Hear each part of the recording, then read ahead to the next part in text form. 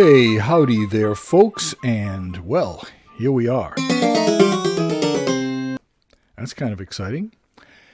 I want to thank you for joining me today, and since we're now just past January 1st, many of you are going to be looking into joining a gym or a health club, and I thought that this would be a good time to revisit a podcast I did last year on what to expect when you first go in, what to look for, what to stay away from, and generally just give you a heads up on how to approach a facility about becoming a member.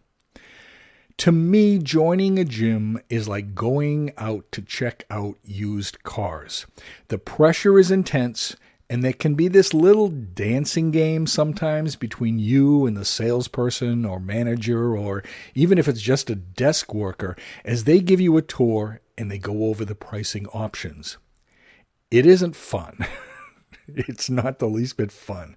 And I always hate doing it from the point of a member when I go in and I just want to join a club to work out in. Sometimes the person giving the tour or membership information might be on commission, so neither of you wants to waste the other's time. This podcast, recorded just after January 1st, 2015, gives you some insider info on what questions to ask and, most importantly, how to protect yourself financially as you seek to choose the right place for you to get your body and mind physically and mentally ready to pursue your fitness goals. We will return to the last installment of our beginner workout series soon, but I decided I wanted to give you some time with the first 3 parts of that series and have you try out some of the workout combinations and learn the workout technique before I address the final installment that's going to talk about getting into serious training when you are over the age of 40. That final episode will be coming in January. Meanwhile, sit back and relax. Unless you're driving a car, well, then don't relax too much, but you can still sit back and give a listen to this valuable information. As the original podcast was published last year, there might be a reference or two about starting 2015. Realize that this is an excerpt from an older podcast, and I have not lost my mind. I do, in fact, know what year it is. It's 2016. My name is Joey Hernandez, and this is How to Select a Gym or Fitness Club, the 88th episode of The Life After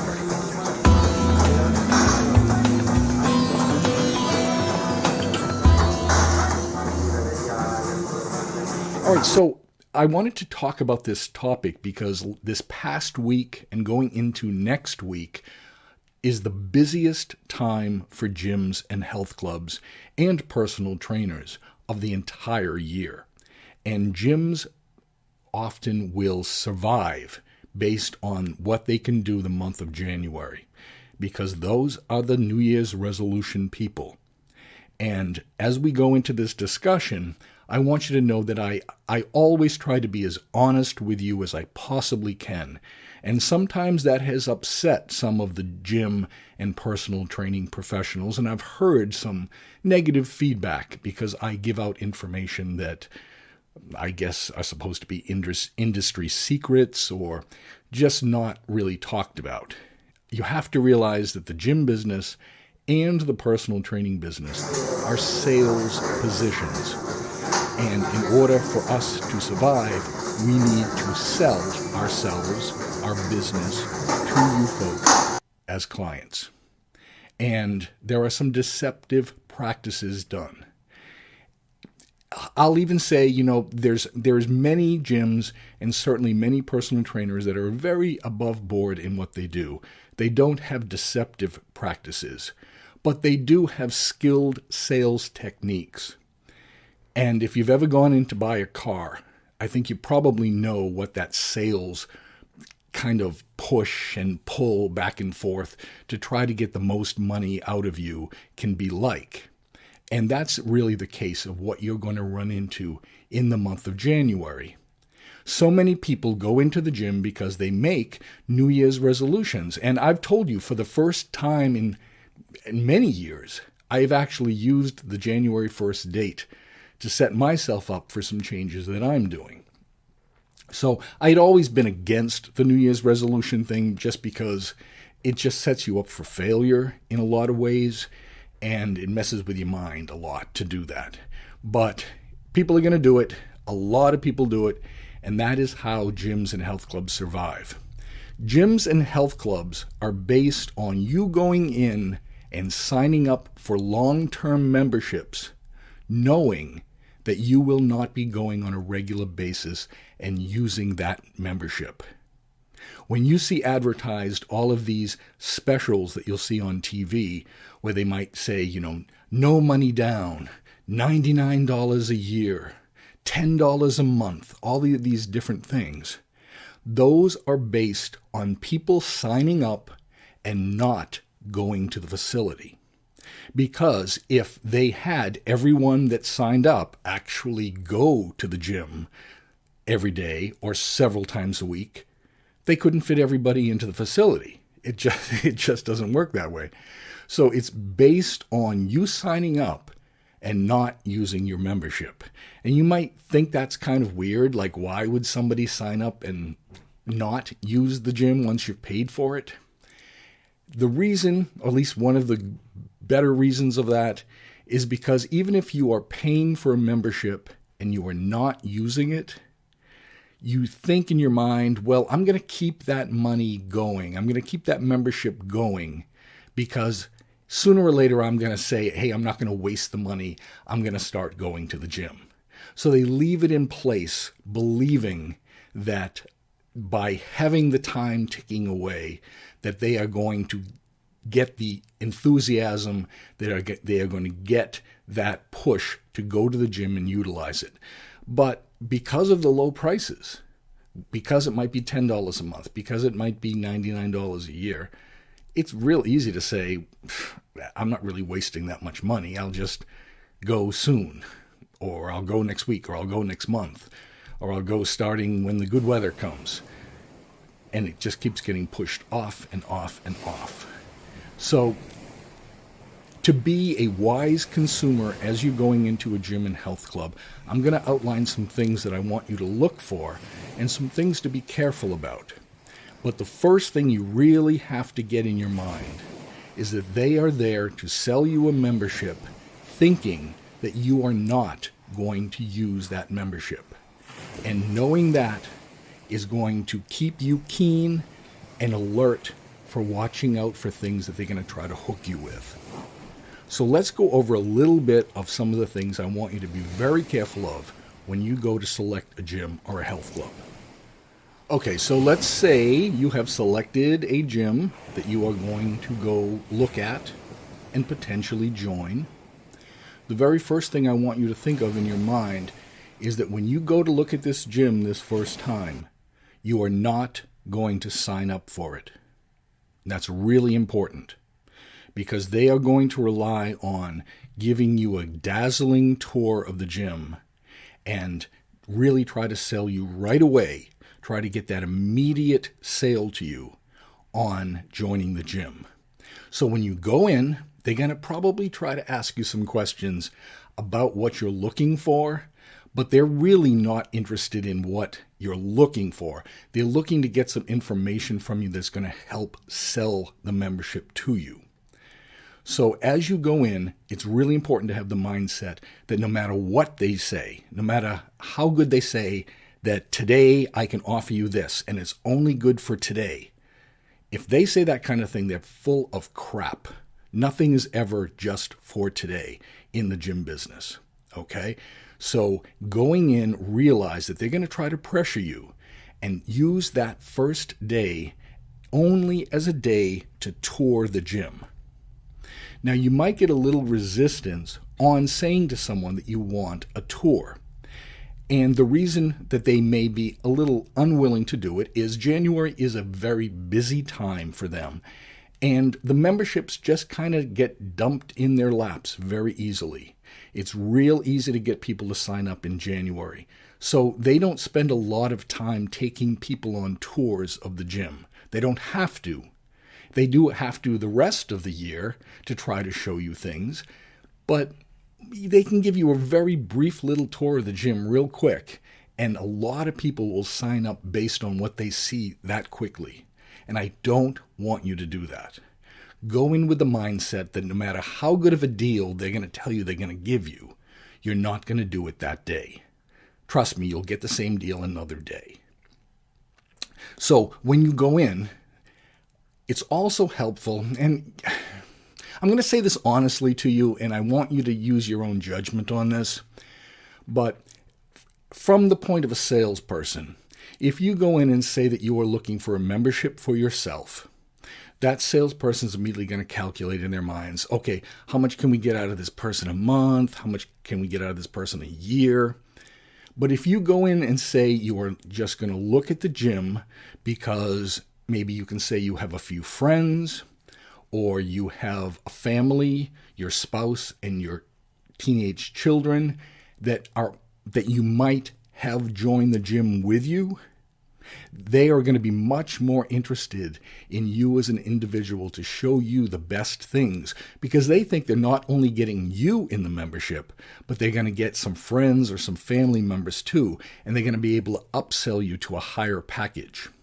So I want you to use your judgment. I know it's kind of a white lie to say that kind of thing, but you can say, I have some friends that are interested in exercising too, and that's probably not a lie in any respect. I'm sure you do have friends that would like to exercise too. They may not want to go to that gym with you, but that's not really anything you have to talk about.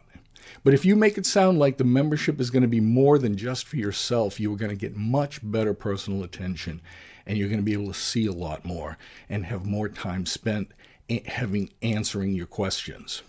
So consider kind of stretching it a little bit and saying it's more than just for yourself.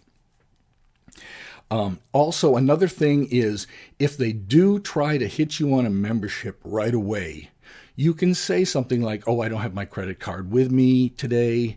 I don't have my wallet with me. You can say things to let them know, back off, Jack, because I don't have the stuff to sign up for a membership today. And that will calm them down. But it's good to try to use that later in your tour of the gym. Don't start that way, or they're going to dismiss you fairly quickly.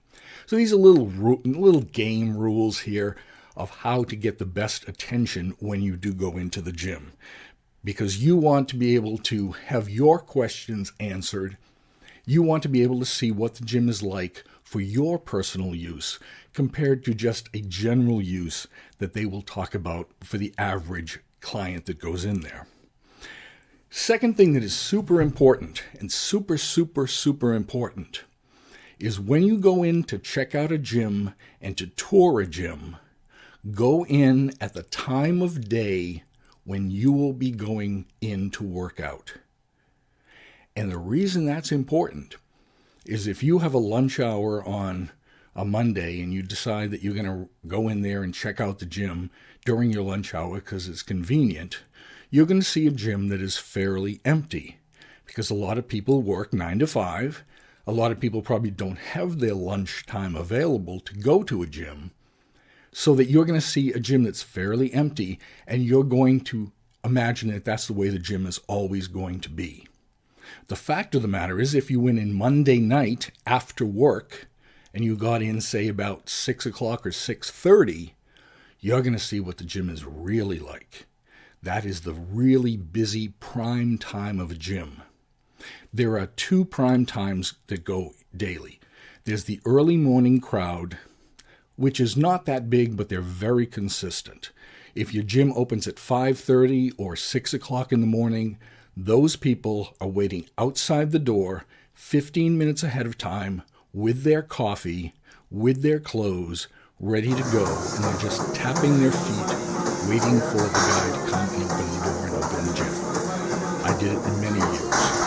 The regulars, you'll see them every single day. So there's a little burst of people early morning. Then it tends to get fairly slow from, say, 10 a.m. when most people would be to work by, until probably 4 to 4:30. That's going to be the quieter time during the day for the gym, Monday through Friday generally. The busiest time for gyms are in the evening, from 4:30-ish till about 8:30-ish. And the busier nights, the way that it seems to go, is that a lot of people like to do their workouts 3 times a week. And the reason being is that's the way you can break down the body easily in body parts.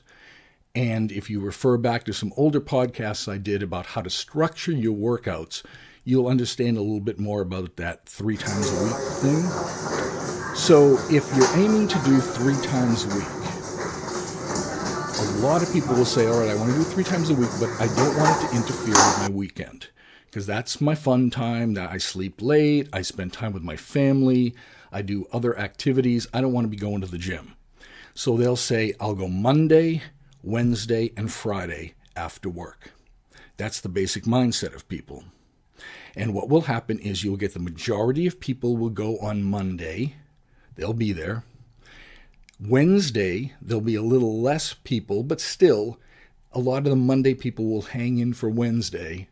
And then Friday, that's going to kind of come and go. There's going to be people that are going to say after work on Friday, oh, screw it, I'm not going to the gym today. So they end up going Monday and Wednesday rather than Monday, Wednesday, Friday. But that is one of the ways to do the 3 times a week. Another way to do it would be Tuesday, Thursday, and Saturday morning. Again, if you don't want your weekend to be interrupted and you do it Tuesday, you might do Tuesday, Wednesday, Thursday. You might do Tuesday, Thursday, Friday, any combination of those days. So the way the days break down is Monday's the very busiest, Tuesday is slightly less, Wednesday is slightly less, Thursday tends to be quite less, sometimes the slowest day of the week, it seems. Friday also, you're going to get people right after work, but they're going to leave earlier because they want to start their weekend and get home. You're going to have some people on Saturday mornings and some people on Sunday mornings. Gyms tend to have a lot of classes on Saturday and Sunday mornings, and a lot of people will come in for those classes and to do a quick workout. So those are the really busy times you're going to see in a gym. If you intend to work out after work, I want you to go in at the time that you would be working out. You're going to see the crowd that's going to be there.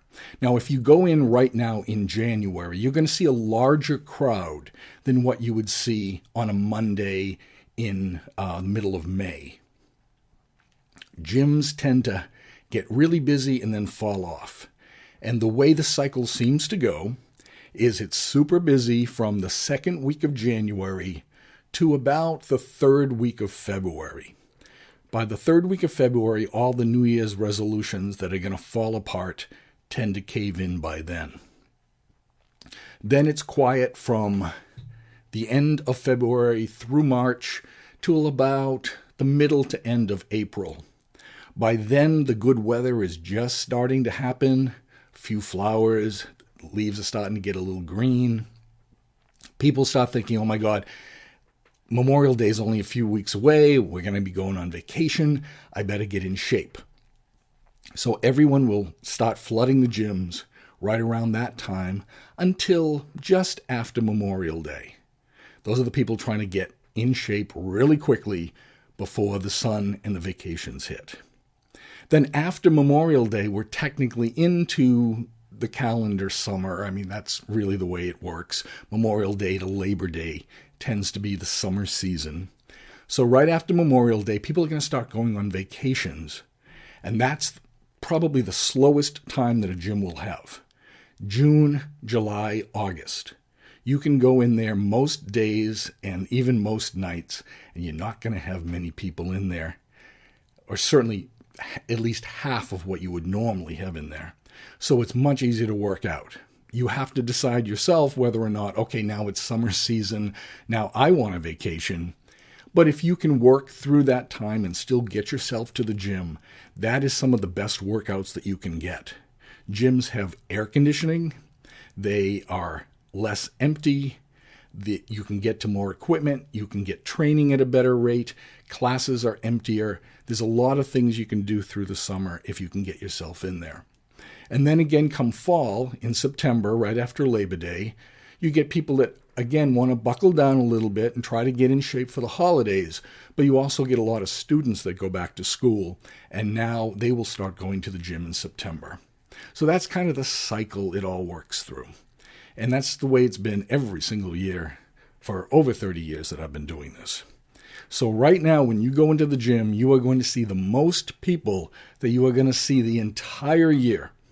They're there right now on Monday.